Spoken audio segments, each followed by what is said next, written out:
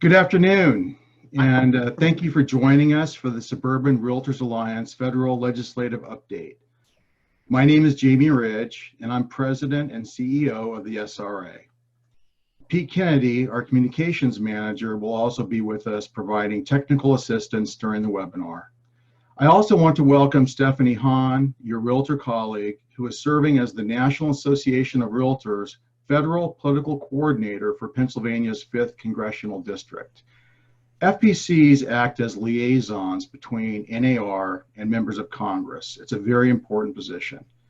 So thanks for being with us, Stefanie, and for your service on our behalf. Absolutely. Finally, I want to say thank you to our special guest this afternoon, who has set this time aside to provide us with the latest legislative news from Washington, D.C.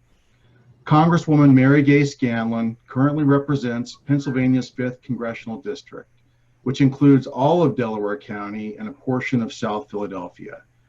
She was first sworn into the U.S. House of Representatives on November 13, 2018, and she currently serves as Vice Chair of the House Judiciary Committee and also serves on the House Rules Committee and the House Select Committee on the Modernization of Congress. Congresswoman Scanlon and her family reside in Swarthmore, and she previously served as National Pro Bono Counsel at a major U.S. law firm. In that position, she directed and supervised over 600 lawyers and 15 offices in providing more than 50,000 hours of pro bono legal services annually to low-income clients and nonprofit organizations. Under her leadership, the program earned the 2018 American Bar Association's annual Pro Bono Award. With that introduction, I will turn the webinar over to Congresswoman Scanlon. We do have several questions that came in through the webinar registration process, and Stefanie will be sharing those with you after your remarks. In addition, we'll also open the forum to other online questions that are asked during the meeting. So thanks for being with us, Congresswoman, and we look forward to your update. Thank you for allowing me to participate today. You know, as you can imagine, we've had a busy few months in Congress, not working on many of the things that we thought we would, being in the middle of a public health and economic crisis.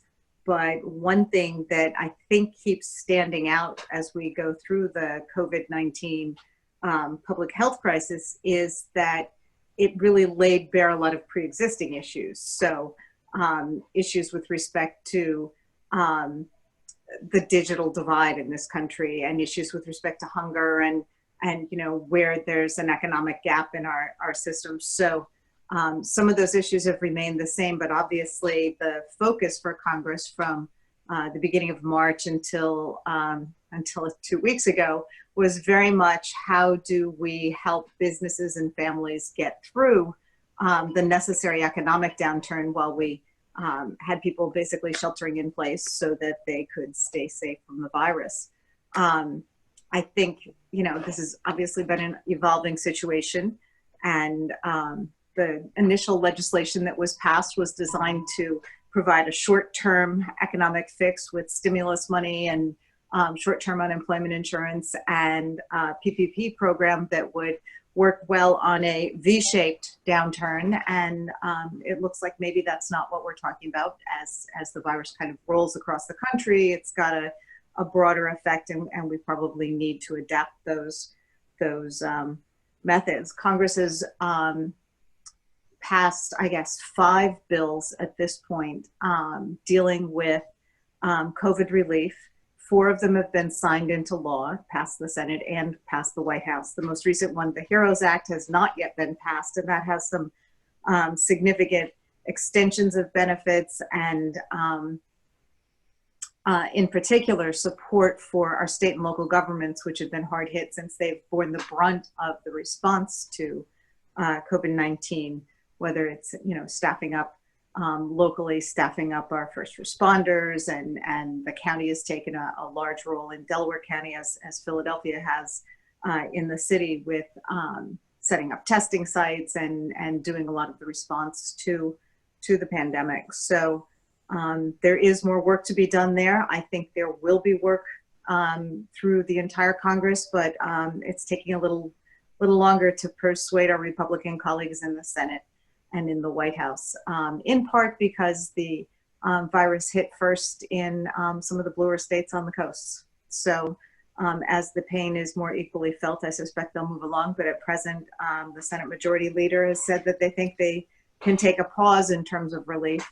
Obviously, those of us who live in parts of the country that got hard hit early may not feel the same desire for a pause. So we're going to keep advocating for more relief. You know, the chairman of the Fed has said that it's a good idea to keep injecting money in the economy to keep things afloat and avoid more long-term damage. So that's been one of my priorities.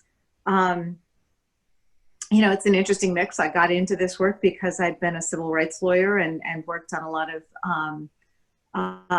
poverty law issues and education issues over the years. But of course, as very soon after I got into office, had to start working on some of the very real economic issues in the district. That includes our shipyard in Philadelphia. There's been a shipyard there for as long as we've had a country. And as I came into office, it had run out of ship contracts. But just last month, we learned that we will be getting some new contracts in there to buy multi-mission maritime training vessels. And that's worth $650 million with an option to double that with additional vessels. So that's going to be good for the economy. We have an ongoing fight to keep production of Chinook helicopters at the Boeing factory. We managed to assure funding for 2020, and now we're fighting to get funding for 2021. We also had the issue with respect to the PES refinery, which is also in my district, and that rather spectacularly blew up just about a year ago.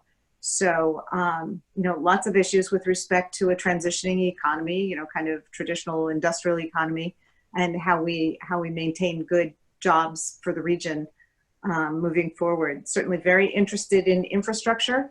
I think everyone who ran in 2018 ran on a platform that we need infrastructure, both because nationally it's been too long and things are crumbling, but also because it's a good way to bring jobs in, and during, you know, a recession or whatever, recovery from the public health pandemic and its impact on the economy. I think that's going to be important. An important way the government can kill two birds with one stone, which is restarting the economy or boosting the economy while also getting some necessary work done. So I'll look forward to doing that.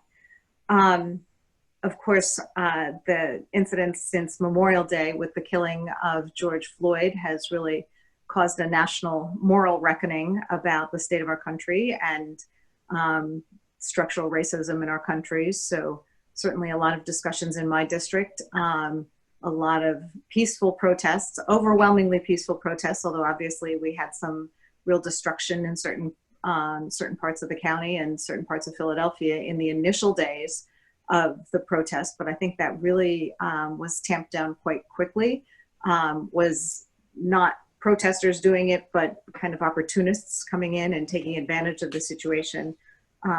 So I've been in neighborhoods that were really hurt by that, and hoping to try to help those places recover. But in the meantime, seeing a lot of productive personal conversations happening throughout the region. And on Monday, Congress introduced Justice in Policing Reform Act. We had hearings on it yesterday with national experts on policing and with George Floyd's brother, and just with civil rights advocates. How do we do a better job with policing in this country so that it is not, so that policing can be just and equal and everybody have security in our community, not dependent upon what color your skin is. So there seems to be a lot of agreement that we can move forward.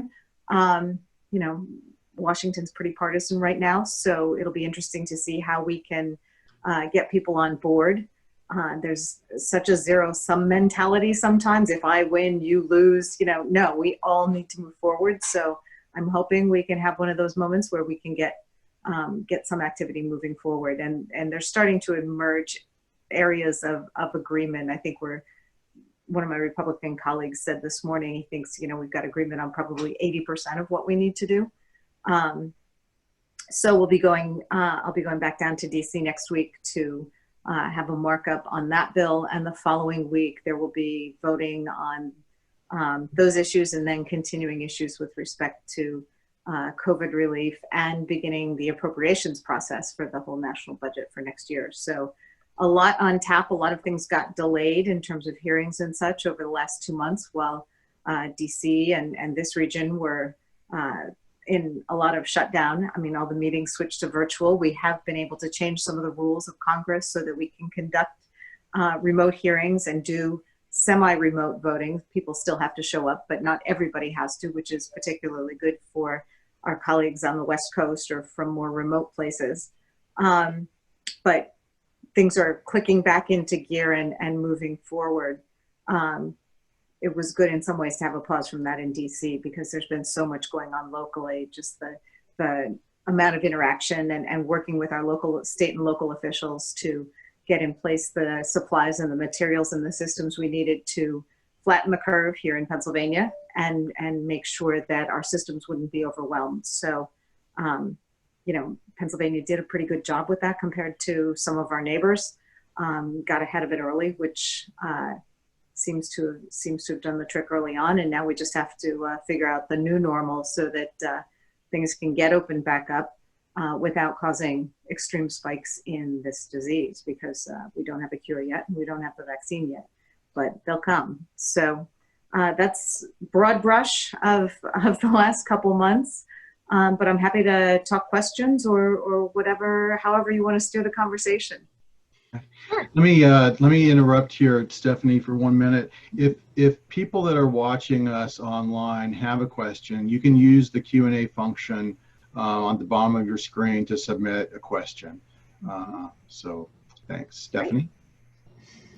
Okay, well, first of all, let me just say that obviously it's a huge honor to share the Zoom screen with Congresswoman Scanlon. I typically stalk her all over our district, go to as many events as possible online, not used to be in person, I guess. But I do take my role as FPC and trying to keep her and her staff informed on everything that realtors care about very seriously. So we do keep in touch quite a bit. Mary Gay, if you are ready, I'm going to start the questions. Sure. So first one that I have here is, I kind of gave you a heads up on, you know, the fact that real estate in Pennsylvania was non-essential for, well, longer than any other state. So we're just wondering if you have any insight on why Pennsylvania was the only state not to categorize real estate services as essential during the pandemic. I don't. Certainly members of Congress weren't part of that discussion that was made at the state level.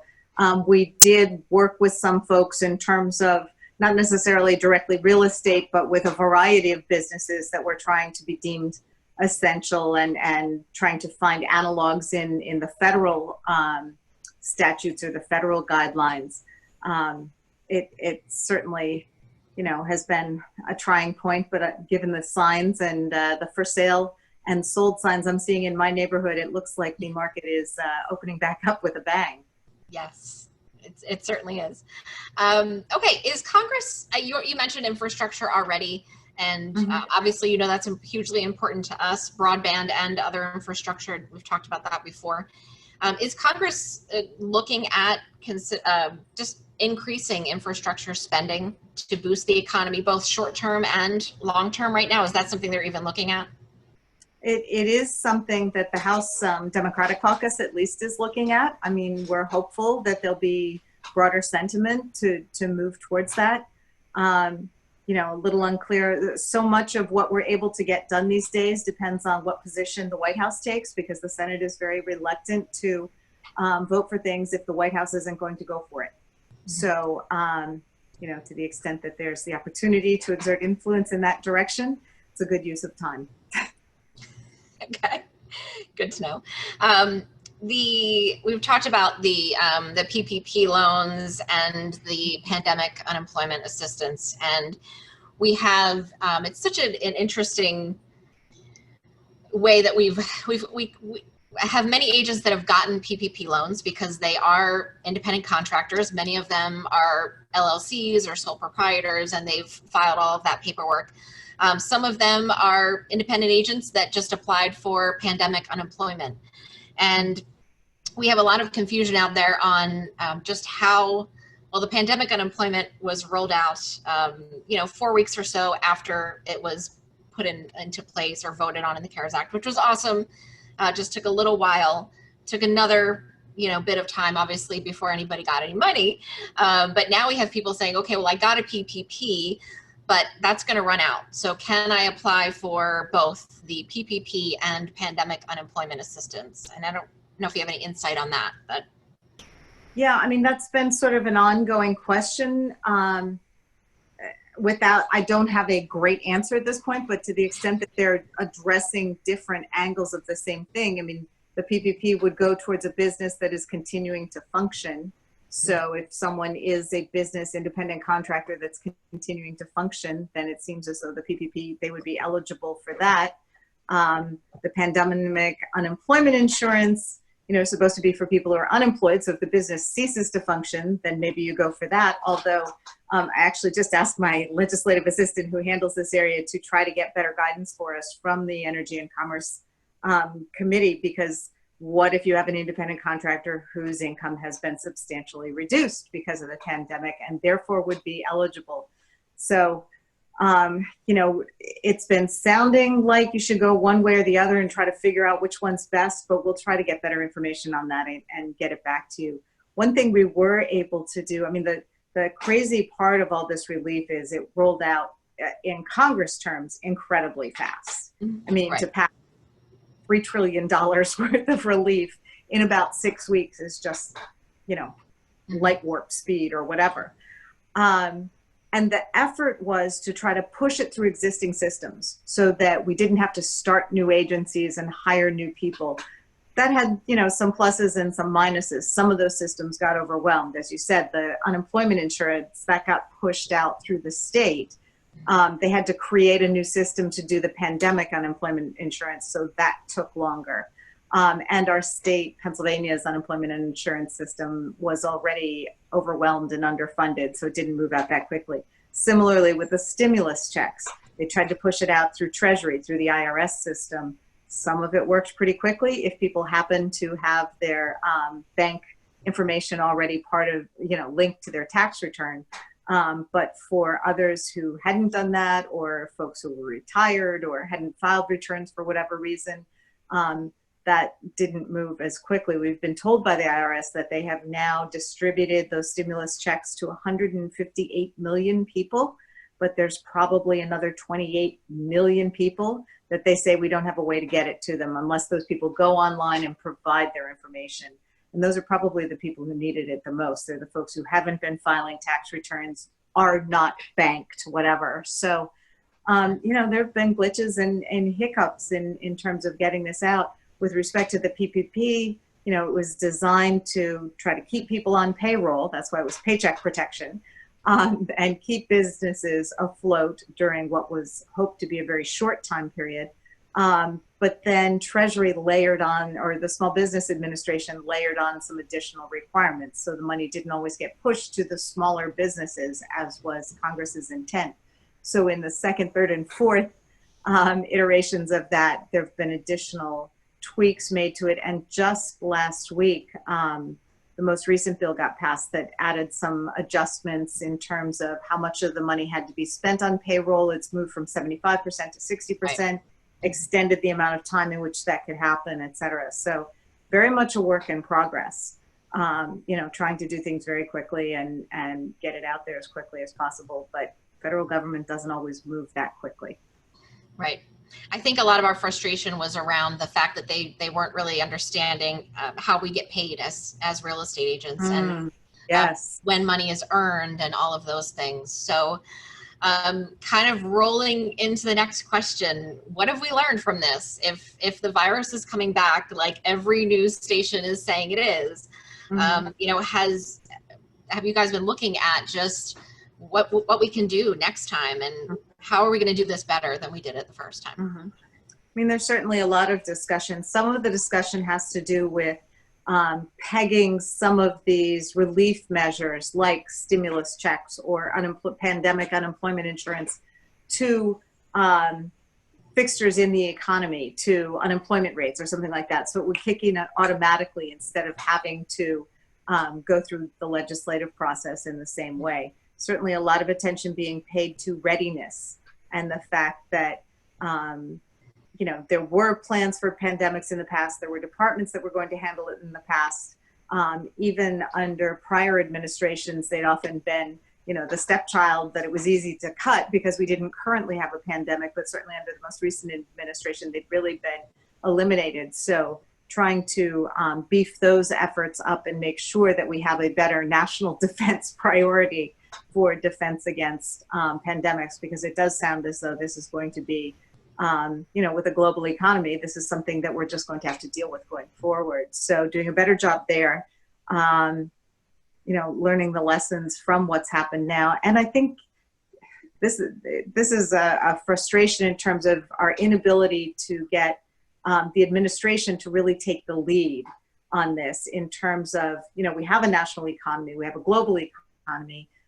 Even if one state opens up, we've got to address the fact that people fly, people move from state to state. So having a little bit broader national messaging is going to be helpful, particularly with the fact that it's not an on-off switch.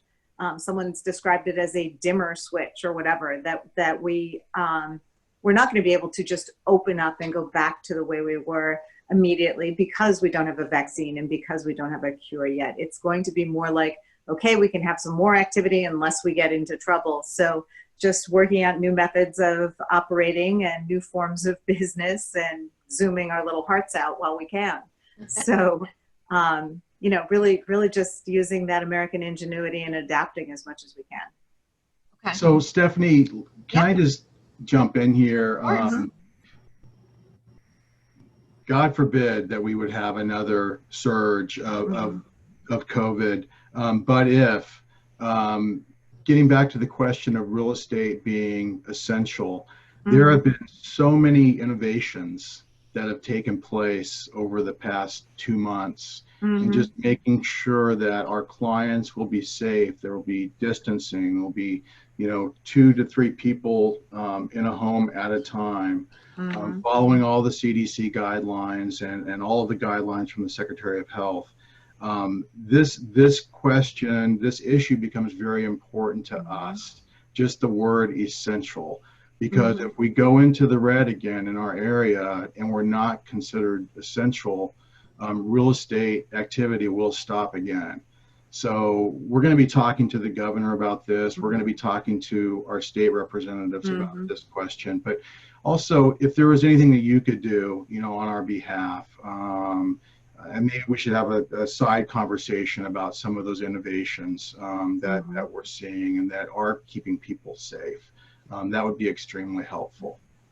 Yeah, I mean, it does go back to if we had national standards. The CDC supposedly was putting together standards for different types of businesses or institutions to reopen. If we could get that as kind of a national standard, then we'd be able to press it down to the states a little bit more. But since the opening and closing is being controlled at the state and local level, I think you're smart to focus your advocacy in those areas, because that's where it'll happen. Now, presumably, you've got the track record now. Hey, no, this was good. We need this to happen. And you've also got a little bit of financial wedge there, because certainly the real estate transfer taxes and such that fund our state and local government, they're going to be desperate for that money. So, you know, you've got a little bit of a carrot there to say, hey, not only do people need to move to keep the economy going, but you know, you're going to be missing out on these taxes. And look, we've shown we're responsible and we have these standards. So if you can go in and say, hey, we're all buying into these standards, therefore it's safe to call us essential. That sounds like, you know, good advocacy. Persuasive. We struggle in southeastern Pennsylvania because we have many agents who are dual licensed in Pennsylvania and Jersey, or Pennsylvania and Delaware, Pennsylvania and Maryland. I mean, we have agents that cross state lines all the time. So that was really tricky when Jersey was open and Pennsylvania wasn't. And sure. Oh my gosh. Okay. Yeah. Focused on that one. Yeah. Well, pulling in the standards from the other states, right? Has to be somewhat helpful. Yes. Yeah. Sort of. Yeah. Okay. All right. So let's see here. We talked a little bit. I talked to your staff about remote online notarization, and this is something that we've been pushing for this year, even before all of this started. Just making remote online notary permanent in Pennsylvania. We're just wondering. You and I have talked about this. Just wondering your feelings on this. This is where we can do our settlements totally online. Right, right. So we've now allowed that federally on things governed by federal law. So again, this becomes a state law fix that has to be implemented. You know, our lovely federal patchwork here. You know, so I think it does have to just be continued advocacy there. But it seems like now would be the moment to get that. Certainly the realtors aren't the only ones advocating for that. It's impacting the court systems and everything else. So it seems like it's a moment where we can have some success. Mm-hmm. Yeah. Okay. This is a long one, so bear with me. The Congressional Budget Office said on Tuesday that extending federal aid to states would pack a bigger punch in bolstering the economy compared to tax breaks for businesses. CBO Director Philip Swagel wrote that additional federal funding for state and local governments would increase output by reducing the size of tax increases and spending cuts enacted by states to balance budgets. Just wondering if you have a position on this statement, and can you tell us if there are any plans by the House to address the need for additional assistance to states? Yeah, we already passed it. It was passed in the HEROES Act. We talked about that in the beginning. Yeah. So no, I mean that's been a strong push, and certainly we've seen the need for it locally. Hearing from all our state, county, local municipalities about the impact in not just cleaning costs but additional everything, whether it's food drives or having to change complete ways of doing business, extra services that have been needed, first responders, the whole 9 yards.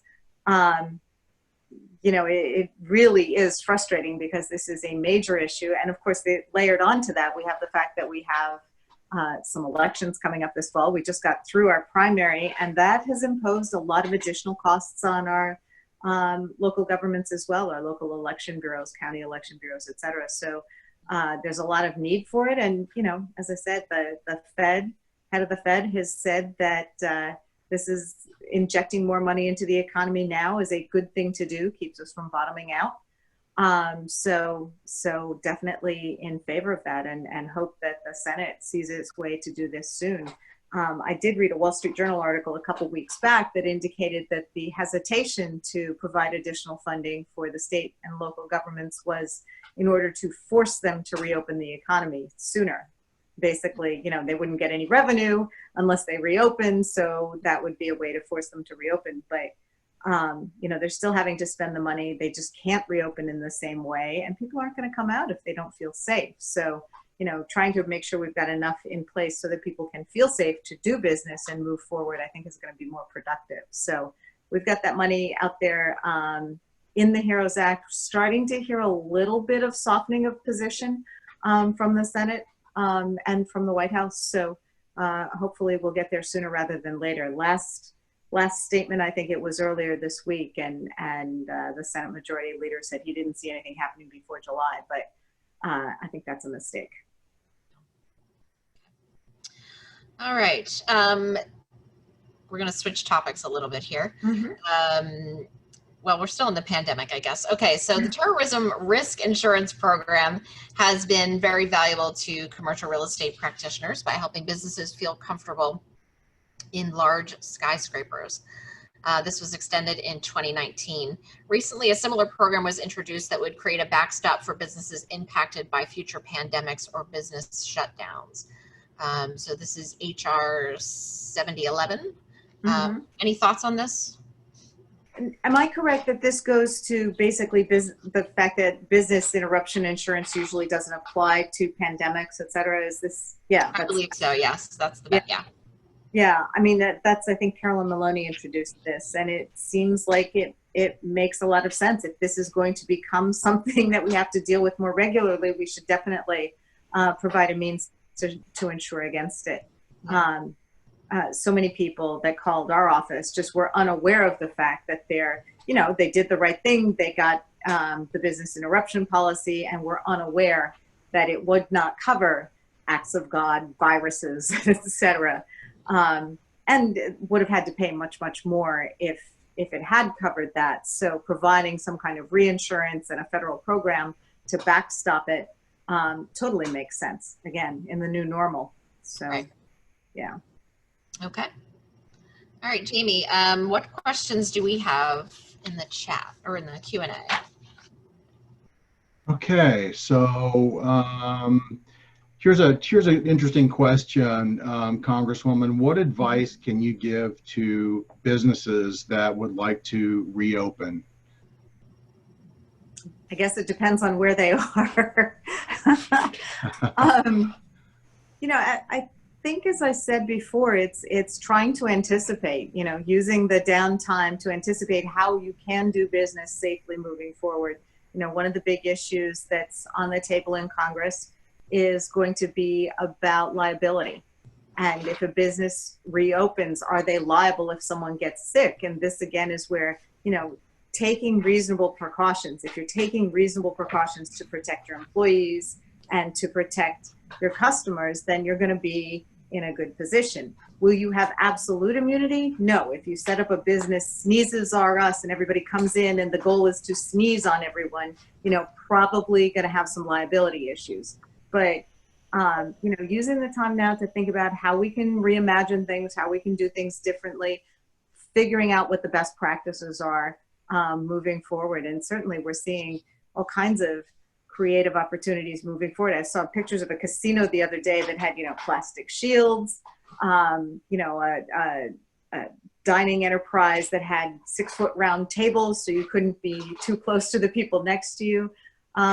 It's going to take some working out, but I think, figuring out how you can observe distancing, how you can get folks to mask. There was a new study that came out this morning that said universal masking could really reduce the spread of the disease enough to allow, more reopening in areas than we've been able to. So trying to get these to be the new normal and just, recognizing that it's not going to go back to the old way. So how do we invent the new way? One of the innovations that we've seen during this period is Pennsylvania was not allowed to use e-notaries, online notarizations prior to this. And now we have a temporary order saying that we can use those, but there is legislation. It's actually introduced or co-sponsored by one of your colleagues, Congresswoman Dean. It's HB 6364. And it would set regulations for the use of e-notaries in a permanent fashion across the country. So the question is, would you support that, and would you support those that new service being allowed in Pennsylvania? Yeah, I was trying to. Is that a federal legislation? Yeah, it's HR 6364. The e-notary act. Okay, I thought we introduced by Congresswoman Dean. Yeah. I know I signed on to something on this. I'm just trying to find it and see where we're at with it, because I thought we moved it. I'm not sure. Let's see. Moved it out of the House already? No, I guess it's just been introduced, so it needs to move further. Yeah. Okay. That's a huge priority for us, and it certainly helps us, have a safer transaction through e-notaries.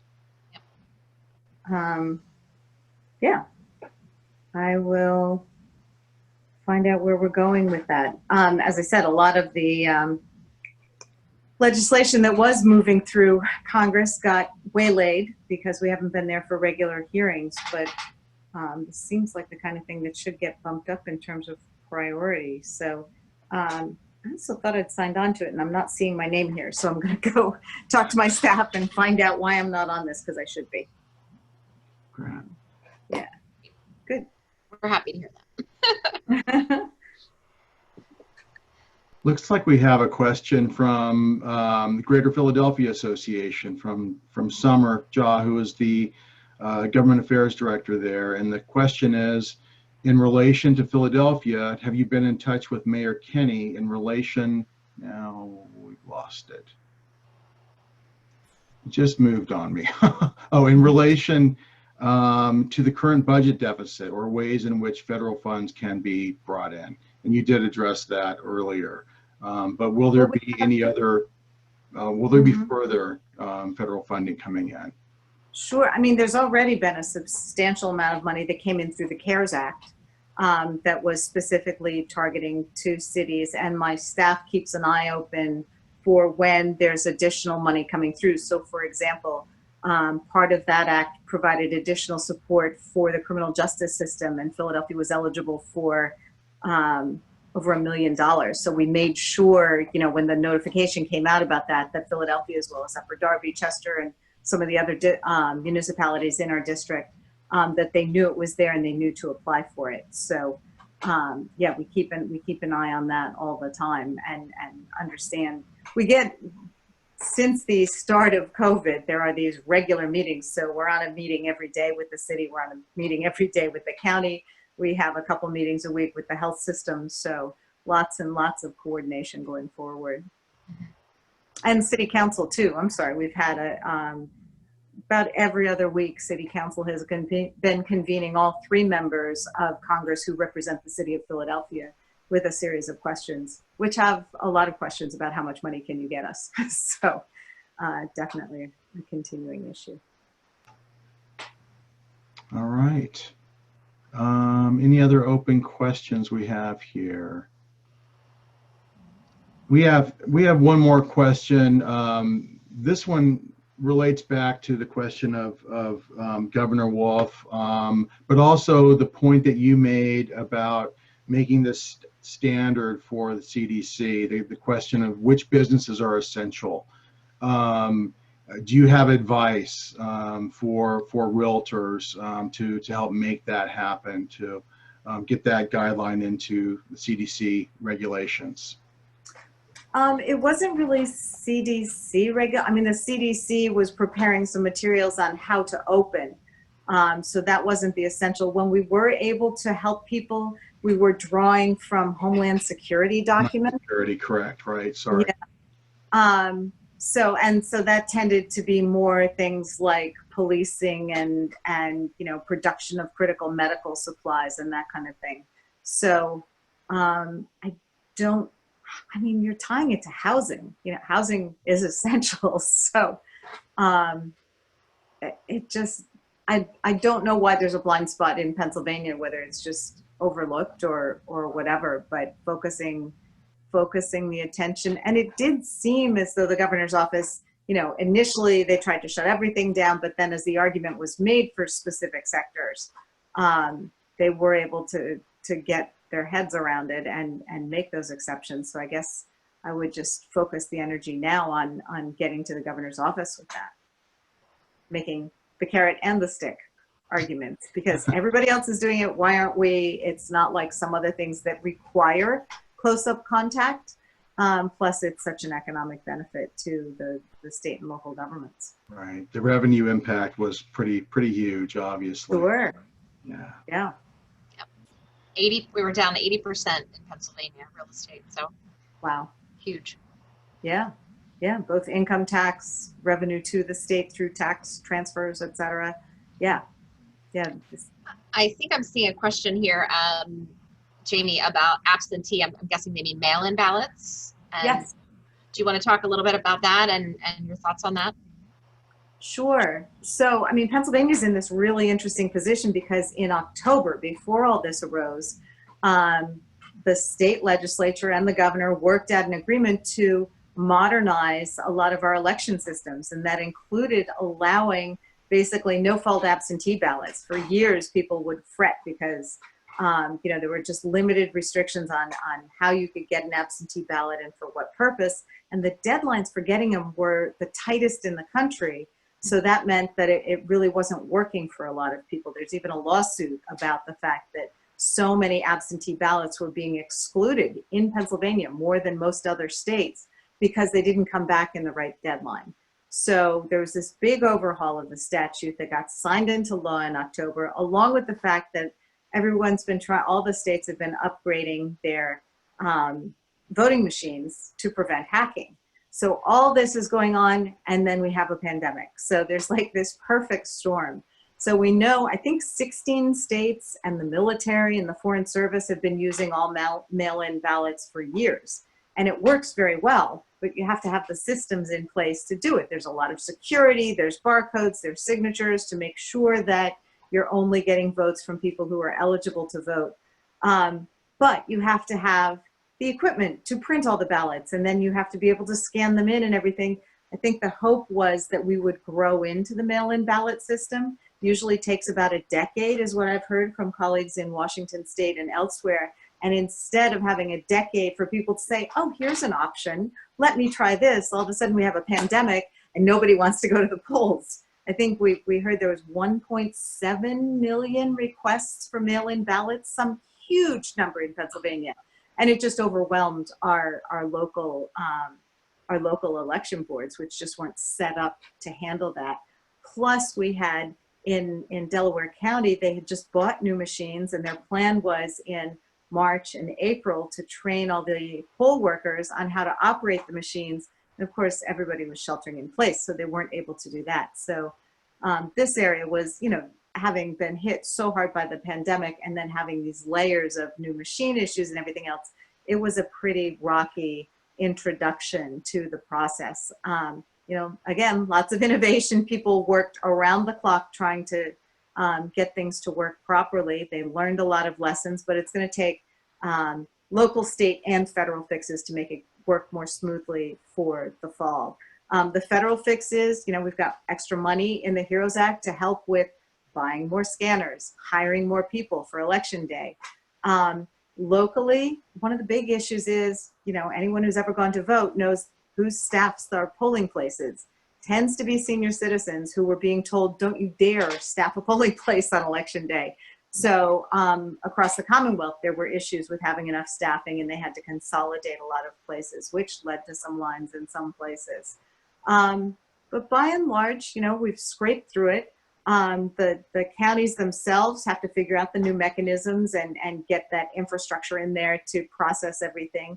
The state probably has to tweak some of the deadlines. The fact that you could apply for mail-in ballot up until 1 week before the primary means that in that 7-day period, they had to process your application, mail it out, and you had to get it back. And that's just not realistic. It's physically just about impossible with the mail system and everything else. So probably have to do some state level fixes. Hopefully they will get to that quickly. And then just everyone being a little bit aware of it, trying to request ballots early, trying to get them back early, and make sure everything works more smoothly in the fall.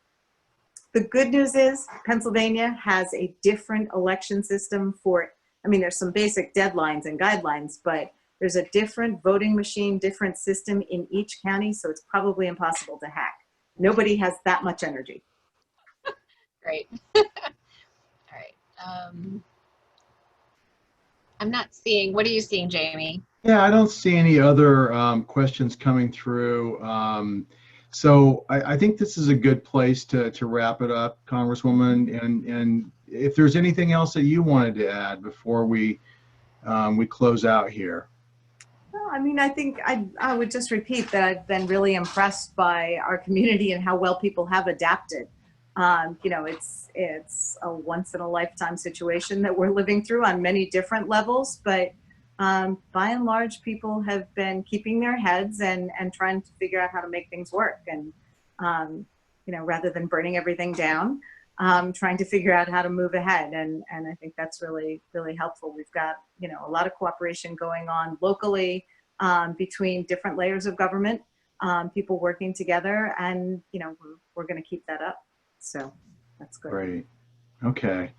Okay. All right. Well, that will be a wrap. And I want to thank Stefanie for being here, Stefanie, for your service as our FPC. Congresswoman, I really want to thank you for your time. We're really grateful that you've accepted the invitation to be with us, and for all that you're doing, all you're accomplishing for your constituents in Washington. We're grateful for that.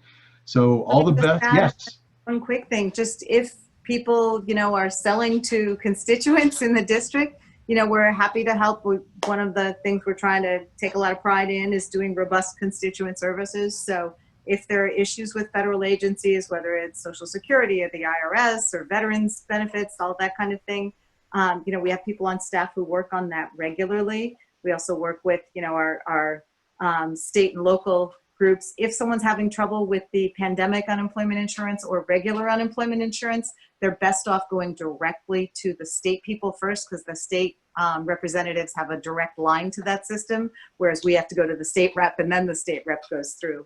So that's that. But then just keep giving us the feedback on how we can, better represent, because we don't know about the problems unless people bring them. But people have been really good about saying, hey, here's a glitch, here's a problem. Has anyone thought about trying to do it a different way? And we can try to get that information. Terrific. Great. Well, thank you again for being with us. We want to wish you all the best. And please let us know if there's anything that we can do for you, because we're here and ready to do that as well. So thanks again. Have a great evening. And thank you, everybody that joined us online today.